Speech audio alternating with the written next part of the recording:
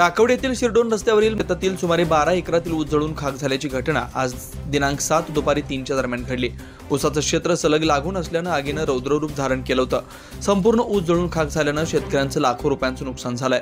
आगीचं नेमकं कारण समजू शकलेलं नाही। तोडणीला आलेला ऊस खाक झाल्यानं हळहळ व्यक्त होतीये। याबाबत अधिक माहिती अशी की येथील गट नंबर 180 ते 195 मधील ऊस जळालाय।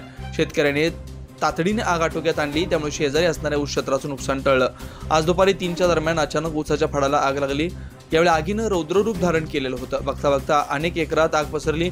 सर्वत्र धुराचे लोट पाहायला मिळत होते। ऊस तोडून व पाणी मारून आग आटोक्यात आणण्याचा ग्रामस्थ व शेतकऱ्यांनी प्रयत्न केला।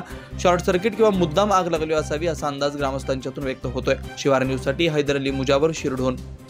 हे बघा, जे काही खोडसाळपणाने शेतकऱ्याचं कोणीतरी नुकसान करायला लागलंय आणि कारखान्याला एक आमची एकच विनंती आहे की 10-15 गुंठवाले 20 गुंठवाले आहेत, काही तर मोठे बागायतदार नाहीत, काय नाही, तरी आम्ही त्यांचं जे आहे ते तपास करू नये आणि जे आम्हाला चोवीससाठी की नाही आम्हाला चहा पाण्याला द्यावं लागते, परत का नाही त्यांच्या जेवणात का नाही द्यावं लागते, वाढ नाही म्हणताना ते आणि आम्हाला कुठेतरी मागतात।